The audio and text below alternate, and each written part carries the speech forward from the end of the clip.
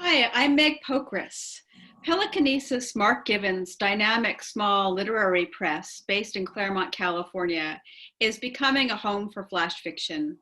The press has published some of the leading contemporary American practitioners of the form, as well as the annual anthology, Best Microfiction, of which I'm series co-editor. Today we're celebrating the publication by Pelekinesis of the second edition of A Modern Way to Die, subtitled Small Stories and Microtales by Peter Wortsman. Pelekinesis published a previous book of Wortsman's flash fiction, Footprints in Wet Cement, as well as a dystopian novel, Cold Earth Wanderers. Peter Wortsman is the author of 3 books of short fiction, including, most recently, a bilingual German-English book of his stories, Stimme und Atem, Out of Breath, Out of Mind, Palm Art Press, Berlin, 2019, an independent publisher's award-winning travel memoir, Ghost Dance in Berlin, Traveler's Tales, 2013, a novel, Cold Earth Wanderers, Pelekinesis, 2014, a Forward Reviews 2014 Indie Fab Book of the Year Awards finalist, a book of profiles of notable physicians, The Caring Heirs of Dr. Samuel Bard, Columbia University Press, 2019, and 2 stage plays, The Tattooed Man Tells All and Burning Words. He is also a travel writer whose work has been included 5 years in a row, 2008 through 2012, and again in 2016 in the Best Travel Writing, and a critically acclaimed translator from the German. A recipient of the Beards Fund Short Story Award, Wortsman was a former fellow of the Fulbright and Thomas J. Watson Foundations and a Holtzbrinck Fellow at the American Academy in Berlin in 2010. After years of hearing about each other, we finally crossed paths, both of us teaching workshops at the 2019 Flash Fiction Festival in Bristol, England. We were scheduled to cross paths again and conduct workshops at the 2020 festival until the virus disrupted everyone's lives. Hello, Peter. Hi, Meg. Thanks for doing this. Thanks for doing the interview. It's great to see you again. I'm sorry we weren't able to see each other, at the festival, but it's great to see you here. So I have some questions for you about the release of the book. Congratulations to you today. This is very exciting. So the first edition of your book, A Modern Way to Die, came out in 1991. Our mutual friend and fellow flash fictioner, Robert Scotolero, called you a writer ahead of the times. A Modern Way to Die, he added, would now be considered a tome of flash fiction before the term was invented. It remains a favorite collection. How long have you been writing extremely short fiction? As long as I can remember. And I honestly have no idea how and when I started, why I started. I used to be embarrassed, deeply embarrassed by the whole thing. I used to think, nonsense, it's non-existent. And then some point, a friend, there are 2 people that I read these things to. My brother, Harold Wortsman, who also designed the cover and is an artist, who was wowed by one of them. Another friend who said, some of these are called prose poems, and there's a tradition of these. So I was writing these things that I just started writing that way. It's almost like you invented them. I mean, at the time, it felt that way. It was like you were making them up. Yeah. Yeah. Yeah. I just started telling a story, and then the story stopped. That's absolutely amazing. So why did you and your publisher decide to bring out a second edition of the book at this time? Because, well, it's long been out of print. I have had over the years the most amazing responses to this book via the internet, via Facebook. Perhaps the most amazing was from a Capuchin monk in the Philippines who wrote me out of the blue to tell me, first, that the book had changed his life and he'd started writing creatively, and second, that he'd lost the book in a flash flood along with all his other possessions, and that since he was a Capuchin monk who called himself Little Brother Jose, that he had no credit card, And of course, I sent him another copy of the book. Oh, that's amazing. It doesn't get better than that. I mean, It doesn't get better. It doesn't get better than that. You know, brilliant. I just thought if there's. It's a wonderful book. I mean, I'm so glad this is happening. Thank you so much. It's a weird book. It's a weird and wonderful book. It really is. There's nothing else like it.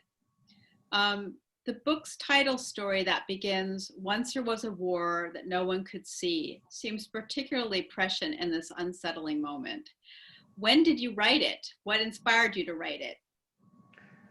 I wrote the story back in perhaps 1985, or in 85 it was published in a magazine called Semiotext. What inspired me to write it? I have nightmares, and as opposed to other people, I enjoy my nightmares. For me, I tell my children sometimes that dreaming is going to the movies where you are the director, you are the actor, you are the audience, you are the editor, you are everything. And I find my nightmares intriguing, and this was one of them. I get the thing where dreaming's going to the movies, but nightmares, like going to the horror movies. I guess, but you like your own horror movies. Yeah, because if I know inside the dream that it's a dream, yeah, then I know that I can get out of it. Right. And so the way we do with horror movies, I'm playing with fear. Right. That's fascinating. So many, but not all, of the texts in A Modern Way to Die might be characterized as works of flash fiction. Some are longer. How do you decide on the length and format of a piece of fiction you're working on? I write at best what I call sentence-directed writing. I let the words, the sentences take me where they will. If they want to stop in after one sentence, that's where I stop. If they want to go on for 30 pages, I let it be. In my fiction, I also write journalism, and in journalism, it's a different thing. You have you have a beginning, you have an end, you have a point to make. But in fiction, and in flash fiction, which is my favorite form of writing, absolute favorite form of writing, it takes over.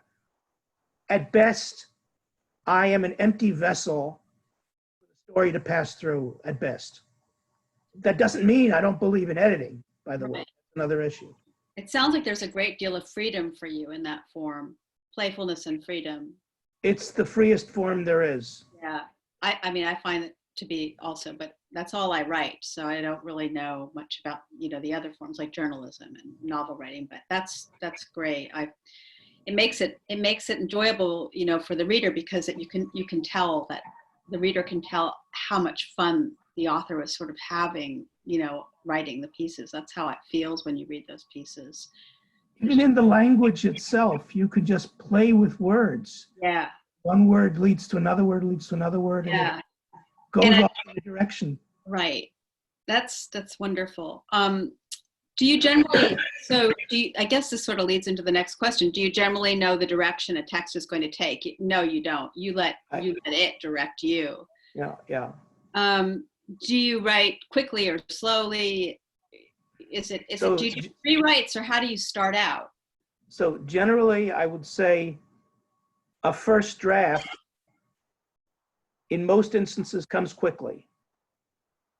In a gush. Mm-hmm. That's not always the case. Sometimes I'll find bits and pieces of stories and put them together as a collage.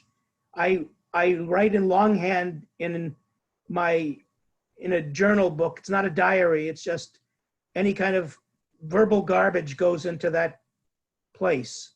Right. I'll then look at it sometimes months later and see if there's something there. And I do believe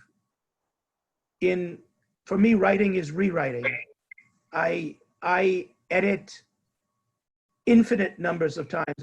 There's no such thing. I can't tell you 5, 6, 10, 20. I'll edit until it sounds right. Same with me. I'm the same way. Exactly. it could be 100 times for me sometimes. Yeah. It could take years. Yeah. It could take an hour, or it could Yeah, take. exactly. There's no formula, is there? Yeah. Yeah. Yeah. No, there is not. Yeah. And do you write for an ideal reader or a reader, or is the reader in your mind at all when you write? I am a non-religious person, an anti-religious person, but I would say a piece of writing, a fiction, moving in a kind of poetic direction, is the closest thing to prayer that I know. There's no God in it, but there's a ideal me and an ideal you, thou. Mm, And it goes out in that direction. right, Ideal you understands me deeply, right, gets all my quirks, gets all my weirdnesses, right. and I'm not embarrassed in front of that thou to be a jerk. That's lovely. I love that answer. That makes perfect sense to me. Do you have certain people that you use as a sounding board to see if your stories are on track, or if stuff's on track? I have two primary people. My brother, Harold Wortsman, we we work together a lot. We've collaborated on artist books. He does almost all my covers, and I trust his artistic sense completely. He will not say, this is weird. He will say, this works or this doesn't work, or maybe pick another word there. The Right. other is I read it to my wife, Oh, her sense very clearly. Now, she comes from a different linguistic tradition. She's French, but she, her English is perfect. yeah, And part of the influence on what I do comes from a French tradition of the prose poem as well. right. So that you have those two trusted readers, basically. Yeah. You find, I take it you find that to be invaluable. I couldn't live without it. Yeah, that's wonderful. So how, if at all, are you affected by positive or negative critical response of your work? Negative, I'm torn apart. I feel like committing suicide. Oh. I What do you want? I didn't want you to say that. I'm sorry. I'm being perfectly frank. Yeah. I don't know how to respond otherwise. I'm yeah. very bad at like cocktail parties because I don't know what to say except for exactly what I think. Yeah. Yeah. And when there's praise coming, especially from people I respect, Yeah. I'm in heaven. Yeah. That's what it's like for me too. I can't deny it. I mean, let's not pretend. We're emotional. There's no point.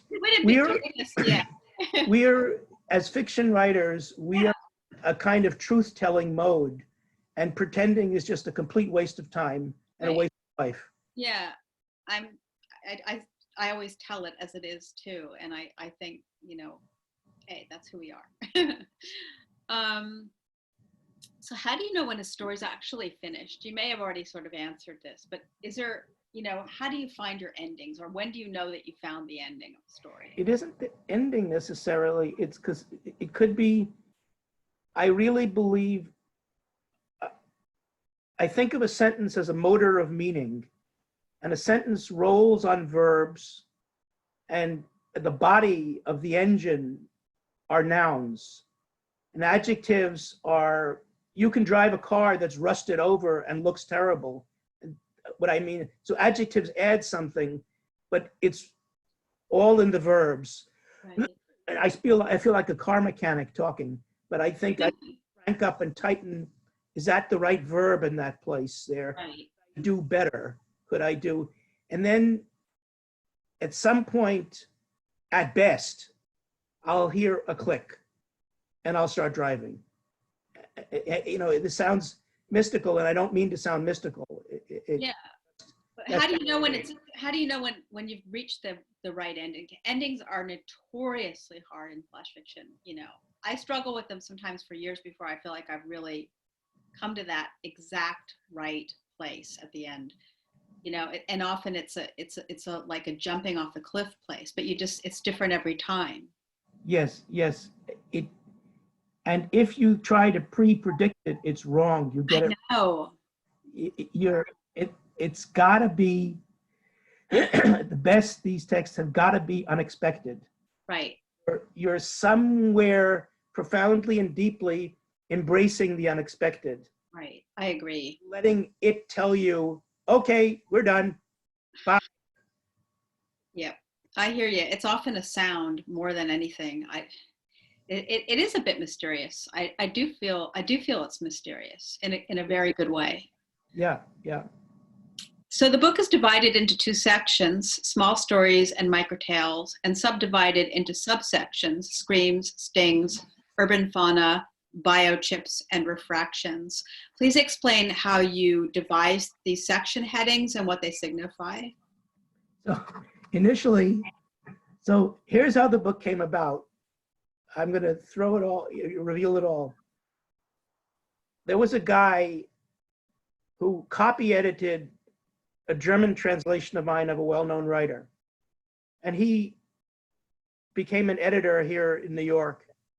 And he would call me up periodically. He's a German friend of mine. He would call me up periodically and say, did you ever publish a book of these stories? Because he would come to my literary readings. And I thought he was making fun of me.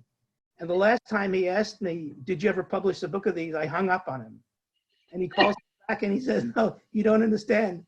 I've become the managing editor of a press called From International, which existed for a while in New York. And they did mostly books in translation. I want to do A Modern Way to Die as the first original English language book. But what year was that?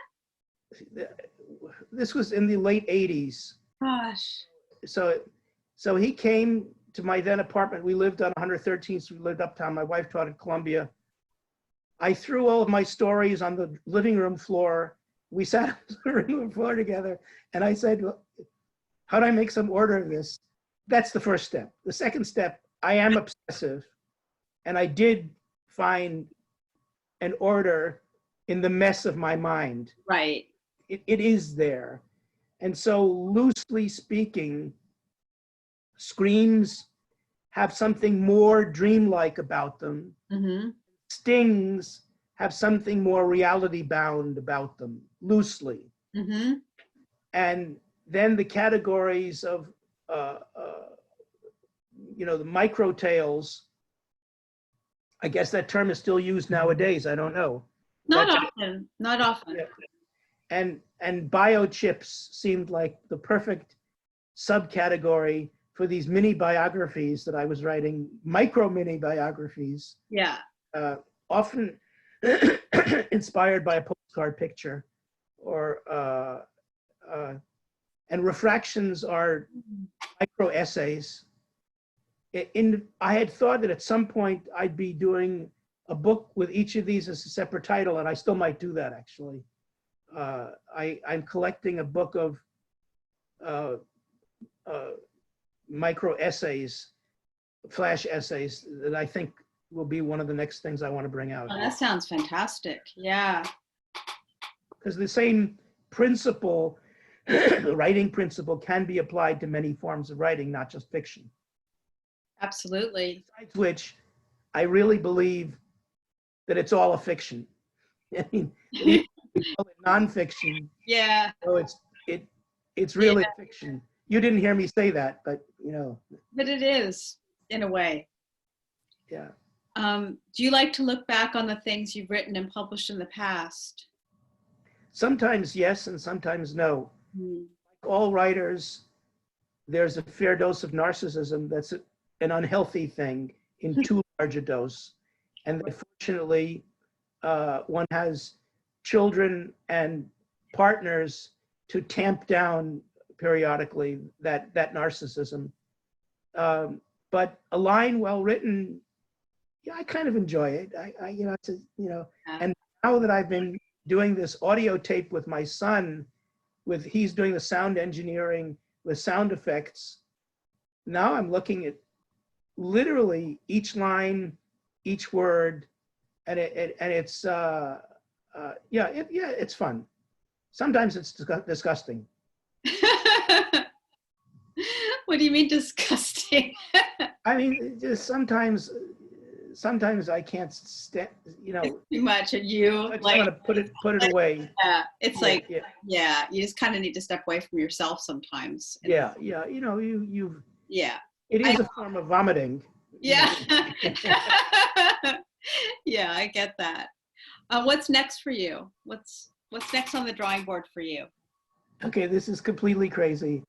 I am writing an opera libretto in German, working with a trumpet player in Berlin. Um, I don't like doing the same thing twice. I've set myself a challenge in my lifetime. I want to write at least once every conceivable form. So Incredible. I've Yeah. written plays, and I've never written opera libretto. I don't even really like the opera, but I've been trying to become conscious of it. And I recently saw Alban Berg's Wozzeck, the opera based on Yeah. I know. Wozzeck, and that's a masterpiece. Yeah. So, but that's it. And the other one is I'm putting together that book of Essay. A little. essays. Working title is Epiphany of a Middle-Aged Pilgrim in Tea-Stained Pajamas. Oh no, that's a great title. That's the best title ever. Yeah. Because it really is taking stock of things at middle age. Yeah, I love tea-stained pajamas. That's fantastic. You know, we're 60s kids, so Yeah. it was difficult to acknowledge that youth is over. But, and I don't mean that in an ominous or bad. I don't feel like I'm supposed to behave like an old man now. I don't feel that at all. I still am the same person I was when I was 5 years old.